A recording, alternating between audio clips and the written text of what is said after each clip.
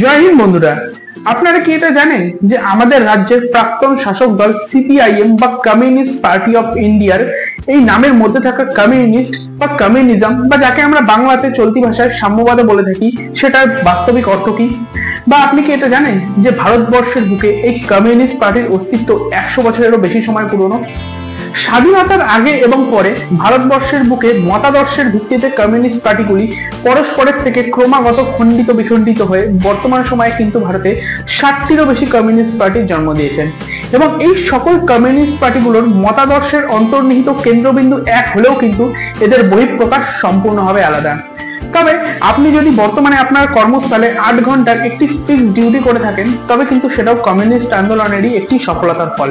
তো চলুন আজকে জেনে নেওয়া যাক যে জার্মানিতে উৎপন্ন এই কমিউনিস্ট আইডিওলজি কি করে সোভিয়েত রাশিয়াতে বাস্তবায়িত হয়ে তারপর ভারতবর্ষে প্রবেশ করেছে এবং তারপর এতটা সময় ধরে নিজেকে সুদূরভাবে বিস্তৃত করেছে ভারতবর্ষের বুকে। বড় বড় পুঁজিপতিদের কাছে শ্রমিকরা নতজানু হয়ে মাথা নিচু করে বসতে থাকে। আমরা ওই উন্নয়ন চাই না, আমরা চাই গরিব মানুষ, শ্রমিক, কৃষক, মধ্যবিত্তের উন্নয়ন, তাহলে দেশ এগোতে পারবে।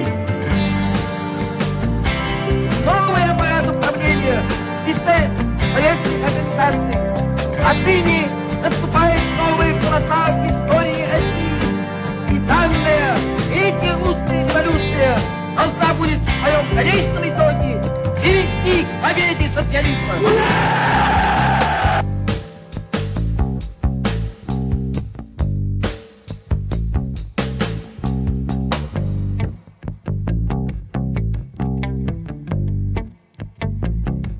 সাম্যবাদ বা কমিউনিজমের সহজ অর্থ হলো যে এমন একটা সমাজ যেখানে প্রতিটা মানুষ নিজের ক্ষমতা ও পারদর্শিতা অনুযায়ী কাজ করবে। যে ব্যক্তি বেশি ফিট সে কিছুটা বেশি কাজ করবে, যে দুর্বল সে কিছুটা কম কাজ করবে। যেই সমাজে প্রতিটা ব্যক্তিকে তার প্রয়োজন অনুযায়ী জিনিস ব্যবহার করতে দেওয়া হবে। কমিউনিজম সমাজে কোনো টাকার অস্তিত্ব নেই, রাজ্য বা দেশের কোনো সীমানারও অস্তিত্ব নেই, মানুষে মানুষে কোনো ভেদাভেদ বা শ্রেণীবিন্যাস নেই এবং নেই জমি, কারখানা এবং উত্তরাধিকার সূত্রে প্রাপ্ত সম্পত্তির উপরে ব্যক্তিগত মালিকানা। কমিউনিজমের আদর্শ অনুযায়ী কিন্তু পৃথিবীর প্রত্যেকটা জিনিসের উপরেই সমানভাবে অধিকার থাকবে পৃথিবীর প্রত্যেকটা শ্রমিক বা প্রত্যেকটা সাধারণ মানুষের। এই জন্যই কিন্তু কমিউনিজমকে বাংলায় আমরা সাম্যবাদ বলে থাকি।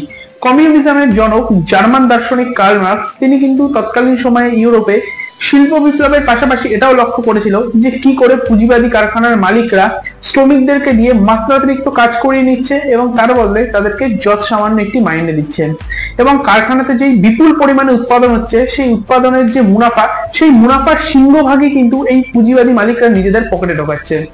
এবং এই কার্ল মার্কসের মতে পৃথিবীতে শুধুমাত্র দুটা শ্রেণী রয়েছে। একটা শ্রেণী হচ্ছে ধনী শ্রেণী, যারা মানুষের উপরে শাসন করে, এবং দ্বিতীয় হচ্ছে দরিদ্র বা গরিব শ্রেণী, যারা ধনী শ্রেণীর দ্বারা শোষিত হচ্ছে। আর এই সমস্ত কিছু দেখার পরেই কিন্তু 1848 খ্রিস্টাব্দে জার্মান দার্শনিক কার্ল মার্কস কমিউনিস্ট ম্যানিফেস্টো রচনা করেছিলেন। এই কমিউনিস্ট ম্যানিফেস্টোতে বলা হয় যে পৃথিবীর প্রত্যেকটা সাধারণ শ্রমজীবী মানুষের একত্রিত হয়ে পৃথিবীর প্রত্যেকটি রাজতন্ত্র বা পুঁজিবাদ বা সাম্রাজ্যবাদী সরকারকে উচ্ছেদ করা উচিত এবং সমস্ত ক্ষমতা সাধারণ মানুষের মধ্যে সমানভাবে বন্টন করা উচিত।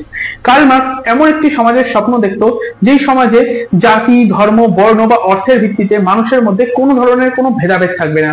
তিনি এমন একটা সমাজের স্বপ্ন দেখতেন যে সমাজে প্রত্যেকটি মানুষের সমানভাবে অধিকার থাকবে এবং কোনো প্রপার্টির উপরে কোনো মানুষের কোনো ব্যক্তিগত মালিকানা থাকবে না, এমনকি উত্তরাধিকার সূত্রে প্রাপ্ত সম্পত্তির উপরেও কারো কোনো ব্যক্তিগত মালিকানা থাকবে না।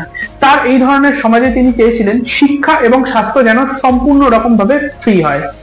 তবে এই সবকিছু শুনতে বেশ ভালো লাগলেও কিন্তু অনেকেই কমিউনিজমকে ভ্রান্ত এবং অবাস্তব একটি ধারণা বলে মনে করে থাকে।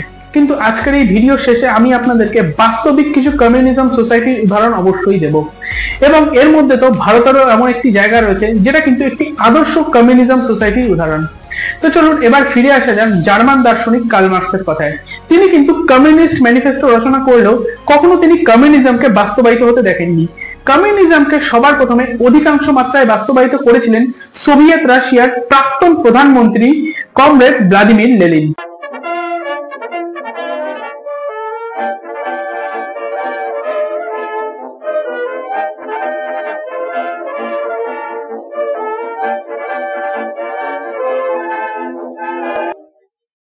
1917 খ্রিস্টাব্দে সোভিয়েত ইউনিয়নে নভেম্বর বিপ্লবের মাধ্যমে জার এবং রাজতন্ত্রকে উৎখাত করে কমিউনিজম প্রতিষ্ঠা করেছিল লেনিন।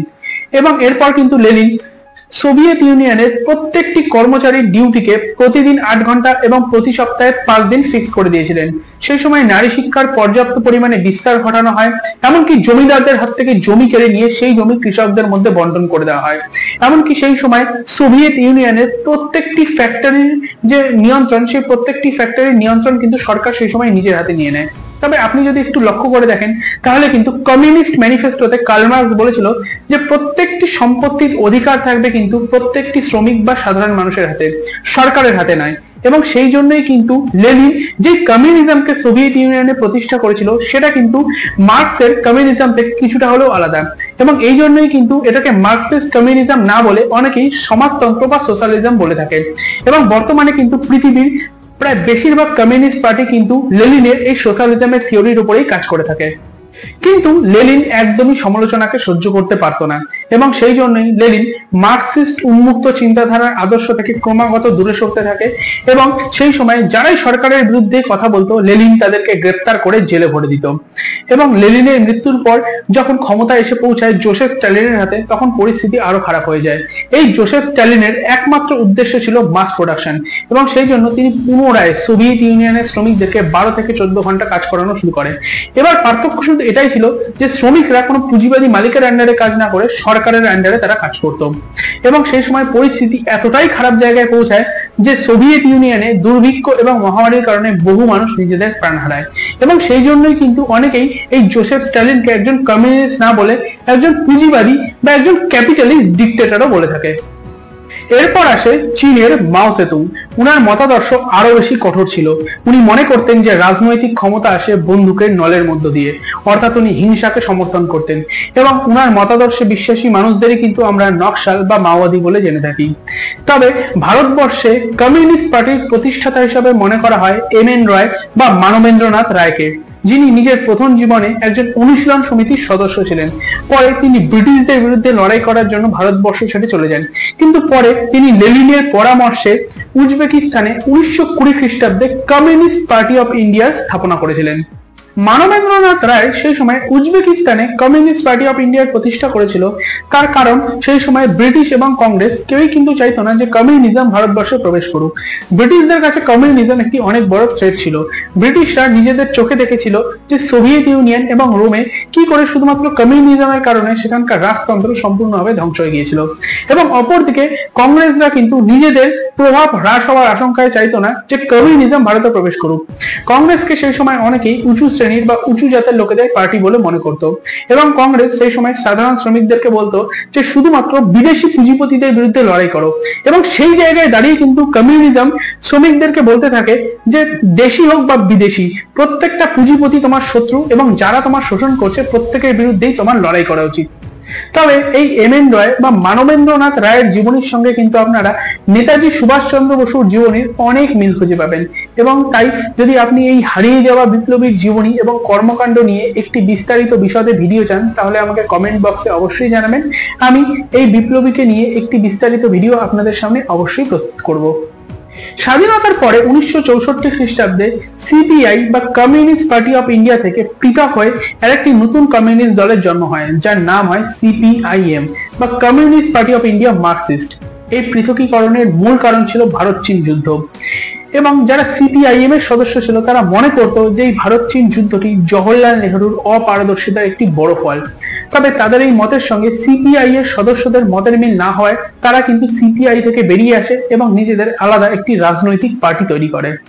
তবে এরপর 1967 খ্রিস্টাব্দে পশ্চিমবঙ্গের দার্জিলিং জেলার নকশালবাড়িতে সেখানকার জমিদার এবং পুঁজিপতিদের বিরুদ্ধে সেখানকার কৃষকদের সশস্ত্র আন্দোলনকে কেন্দ্র করে সেখানে আরো একটি কমিউনিস্ট দলের জন্ম হয় এবং যার নেতৃত্বে ছিলেন কানু সেনলান, চারু মজুমদারের মতো মানুষজন। এবং সেই নতুন কমিউনিস্ট দলের নাম দেওয়া হয় সিপিআইএমএল বা communist party of India Marxist Leninist.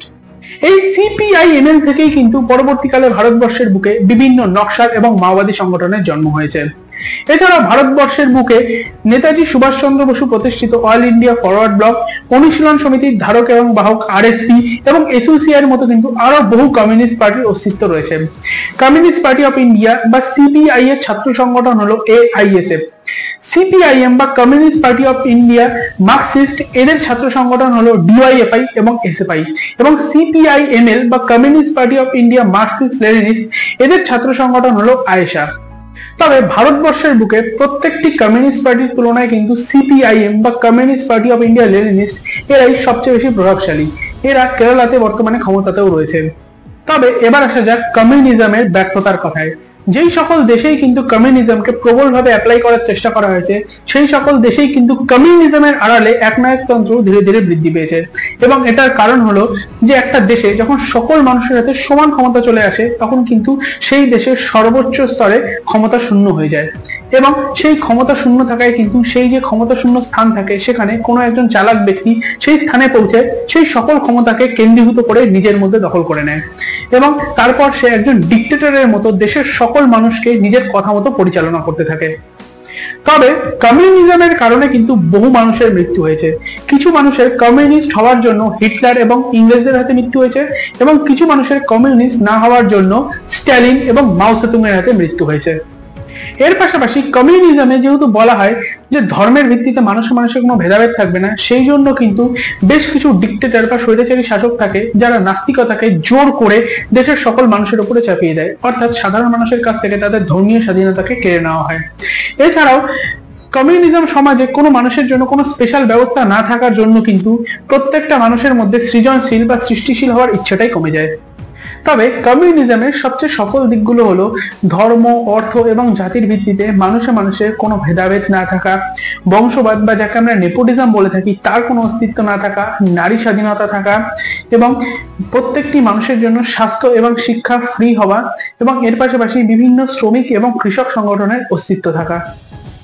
ভিডিওর প্রথম দিকে আমি আপনাদেরকে বলেছিলাম যে আমি কোন রকম কোনো ত্রুটি ছাড়াই কিন্তু সফল কমিউনিজম সমাজের উদাহরণ আপনাদের সামনে তুলে ধরবো, যেটা কিন্তু আপনাদেরকেও ভাবতে বাধ্য করবে।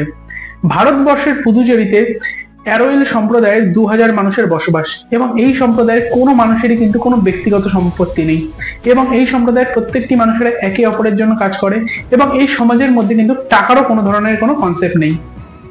এছাড়াও প্রাচীনকালের আদিম মানুষদের সংঘবদ্ধ গোষ্ঠীগুলোও কিন্তু কমিউনিজম সমাজের ভীষণ সুন্দর একটি উদাহরণ। তাই ব্যক্তিগতভাবে আমি মনে করি যে কমিউনিজম পৃথিবীকে ভীষণ সুন্দর একটি স্বর্গে পরিণত করতে পারে যদি কমিউনিজম সঠিক মানুষের দ্বারা অ্যাপ্লাই করা হয় এবং সঠিক মানুষের উপর অ্যাপ্লাই করা হয়। আজকের এই ভিডিওটির বিষয়ে আপনাদের মতামত কিন্তু আমাকে কমেন্ট করে অবশ্যই জানাবেন, এবং এই ধরনের আরো একটি ভিডিও হলো এটা। যদি আপনারা এই ভিডিওটি না দেখে থাকেন তাহলে আমি এই ভিডিওর লিঙ্ক ডেসক্রিপশনে দিয়ে রাখবো, চাইলে এই ভিডিওটিও দেখে নিতে পারেন। এবং ভিডিওটি ভালো লাগলে একটি লাইক অবশ্যই করে দেবেন, এবং ভিডিওতে বলা কথাগুলি যদি আপনাদের গুরুত্বপূর্ণ বলে মনে হয় তাহলে এই ভিডিওটিকে আপনার সকল আপনজন এবং আপনার সকল পরিচিতদের মধ্যে কিন্তু অবশ্যই শেয়ার করে দেবেন। এবং আমাকে সমর্থন করার জন্য আমার এই চ্যানেলটিকে যদি আপনি এখনো সাবস্ক্রাইব না করে থাকেন তাহলে এই মুহূর্তে আমার এই চ্যানেলটিকে সাবস্ক্রাইব করে নেবেন। দেখা হবে অন্য একটি ভিডিওতে, ততক্ষণ সুস্থ থাকবেন, ভালো থাকবেন। ইনকলাব জিন্দাবাদ, भारत माता की जय।